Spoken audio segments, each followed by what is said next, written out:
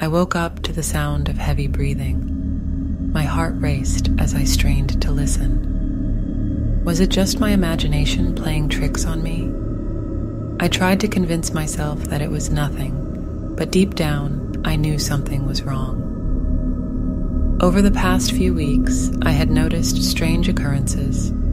The feeling of being watched, objects mysteriously moving, and now this eerie breathing in the dead of night.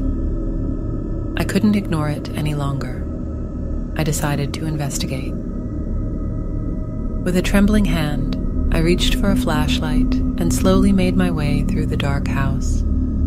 Every creak and groan sent shivers down my spine. The silence was deafening, broken only by the pounding of my own heart. As I reached the living room, I felt a chill run down my spine. Something wasn't right. I turned around, shining the flashlight across the room. Shadows danced on the walls, creating grotesque shapes that seemed to mock me. I took a deep breath, trying to steady my nerves. That's when I saw it, a figure standing in the corner. My blood turned to ice, and I could feel my body go numb. It was a tall, slender figure, wrapped in darkness. No discernible features, just a silhouette that seemed to blend into the night. I tried to scream, but my voice caught in my throat. Fear consumed me, paralyzing every muscle in my body. The figure took a step forward, and I could see its eyes, a pair of red orbs glowing with a malevolent intensity. With a surge of adrenaline, I forced myself to move. I stumbled backward, knocking over a lamp in my haste. The sound echoed through the house, followed by the shattering of glass. Panic overtook me as I ran towards the front door, desperate to escape. But as I reached the door, I realized it was locked. Frantically, I searched for the keys, my hands shaking uncontrollably.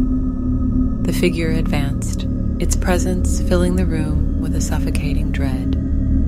The keys slipped from my grasp, clattering to the floor.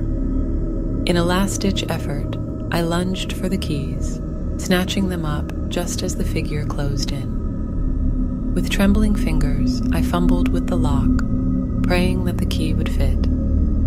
It slid in smoothly, and I turned it with all my strength, feeling a wave of relief wash over me as the door swung open. I sprinted into the night, not daring to look back. The cool air burned my lungs as I ran, my heart pounding in my ears. I didn't stop until I reached the safety of a neighbor's house, where I collapsed, gasping for breath. Days turned into weeks, and the memory of that night haunted my every waking moment. I couldn't shake the feeling that I was being watched, that the figure was still out there, lurking in the shadows.